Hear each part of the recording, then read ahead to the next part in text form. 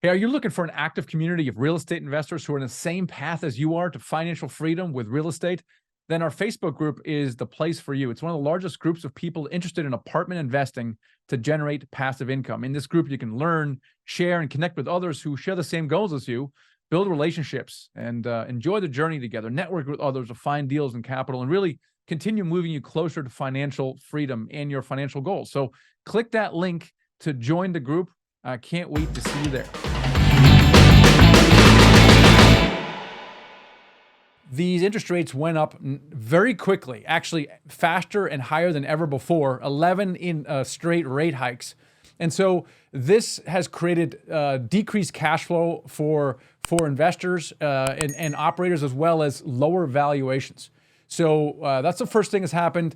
And poor operations actually will compound that. If you have stress from higher interest rates, reducing your cash flow, if you're not a good operator, or you're invested with someone who's not a good operator, then that may result in negative cash flow in that actual deal itself. And then we have this thing called expiring rate caps. And these require significant capital to extend. So let me talk real quick about what are these rate caps. So what's happened is 2-3 years ago, our lenders require us to buy insurance against rising interest rates. The consensus was that interest rates would go up, and therefore we would create an insurance for that. And it was like a $40,000 for a rate cap on a $30 million deal. We're like, what is this expense? We just worked into the deal and we moved on. It was a nuisance. Those rate caps are now expiring this year in 2024. And that same $40,000 rate cap now costs $1 million. Now, no one could have forecast this, and I know this because no lender would have given anyone any loans 2 years ago had they known that this would happen. But that's exactly what's happened. We bought insurance that no one could understand actually what it was, some kind of derivative or something, and so we really had no idea what that would actually do. And so those rate caps are now creating massive problems as operators are trying to renew those rate caps. And so because it requires so much capital, typically, in a syndication of $30 million, you don't have $1 million extra laying around. So there's an increase potential in additional capital, and that may result in capital calls. And capital calls is where the operator calls the investor saying, oh my gosh, we ran out of money.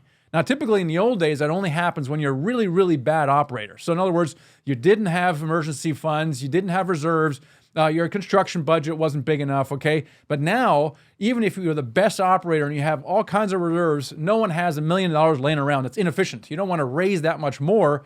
If you have a $4 million renovation budget, you're not going to raise $1 million extra. It doesn't make you might raise $100,000 or $150,000 extra, but not $1 million. So even successful operators are having a cash crunch, requiring additional capital calls. So that's what's going on right now. High interest rates really created a lower cash flow. In many cases, if you're an investor, the distributions have stopped. But the big problem is really these expiring rate caps. That's causing so much consternation in the industry right now. Now, with that going on in the backdrop, what has happened to the fundamentals? And the fundamentals are really strong. So even while operators are going through this stuff with the rising interest rates, the fundamentals really have not changed. Let's look at that here. So what happened with the rents? If you look at this graph here, rents have really risen significantly in 2022. They went bonkers. And into 2023 before they went crazy. I mean, rents were, I think the average was up by 25% year over year. Now, since that peak, you can see that peak here, it's come down. Rents have come down. And people say, oh no, what's happening? Fundamentals must be broken in the multifamily space. No, it's not broken. It just was unusual to have such a giant rent increase, as you can see by the spike. So if you look over the last 20 years, you can still see that rents historically have always gone up 3.5%, typically keeping track with a general pace of inflation. That's still what's going on right now. And so we'll see what happens. I'll talk about where we stand with the rent forecast as well. But the consensus is that we're going to get between 1% and 2% rent growth nationwide until this kind of stabilizes a little bit more. So rents are still strong if you look at a historical one, and there's still a continued housing shortage. Now, this never really went away. But while a record number of apartment units started in 22, there's a lot of permits in 2022, and they're all coming in line this year. 2024, there's a record number coming online, but it won't do much to make a dent in our affordable housing problem, okay? And so affordable housing means, well, it's got to be affordable. Anything that's new is not going to be affordable. It's going to be more Class A, more luxury, right? So even if a whole bunch of new apartment units come online, they're not really going to make an impact in affordable housing. And worse, while we are going to see a lot of new construction come online this year around apartments and single-family houses, what's happening right now is that the number of permits that were pulled in 2023 are also a record low, which means that once these new properties come online in 2024, there's going to be a giant dip in how many new housing starts. So here's the continued housing shortage. You can see the gap between what is required and what's actually coming online. So while 2024 is going to make a recovery in the amount of housing units, we're still short about 3.2 million homes. That's a lot. So again, even though there's going to be a lot more coming online this year, the gap, it's really not going to do anything appreciably. So if you're in the affordable housing industry, which we are when we're in Class B, Class C, multifamily housing, this is really not going to impact the portfolio as much as we think it should. The other thing that's happening is that rents are more affordable than buying. Now, this has been the case for a long time, but recently, over the last months, that gap, you can see in that graph, that gap has really, really widened quite a bit. And so it's spread a lot, where renting now is 5 to 6 times, lower than actually buying a house. So this creates even more demand than before. I mean, this creates even more demand for affordable rental housing. Now, we've had some headwinds here, especially brought about by the interest rates, and those headwinds are starting to kind of ease a little bit here. So we've had 11 consecutive rate hikes to combat this, unbelievably high inflation that we had. And that has affected our value add component of the construction the most. And so in 2024, we're going to see some of those economic headwinds ease a little bit. Here's what I'm talking about. This is the graph for inflation. So this projection is from Statista, shows inflation approaching the Fed target rate of 2% as early as 2025. So the consensus is that inflation has peaked and it's coming down. So that's starting to ease. Inflation was a huge pressure on the entire economy. That appears to be easing. At least that's the projections say. We'll see what really comes in.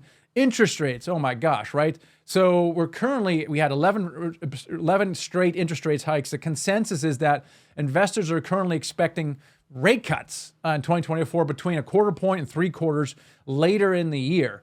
Now, here's the thing, whether rates stay the same or go down slightly, it does really nothing to help operators who are experiencing distress due to these high interest rates and the expiring rate caps I talked about. So it's great that the things will go down 0.5% or so, but it's not really going to change that problem because the problem is so egregious in that sense. However, what it will do is we'll begin to stabilize the lending environment. That took a major hit. A lot of lenders pulled back. Their lending criteria just went huge. The loan to values went down. And so what's going to happen is as this lending market starts to stabilize, you're going to see a relaxation of the lending criteria.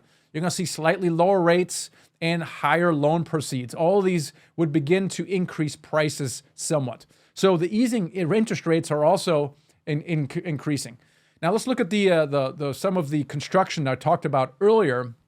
Is that we are expecting a record number of construction completions this year. So these are projects that were started back in 2020, 4 years ago, as permits were being pulled, and this will result in a short-term oversupply of Class A apartments. And some of that will trickle down into Class B. It really depends on the area and also, how nice the Class B property is.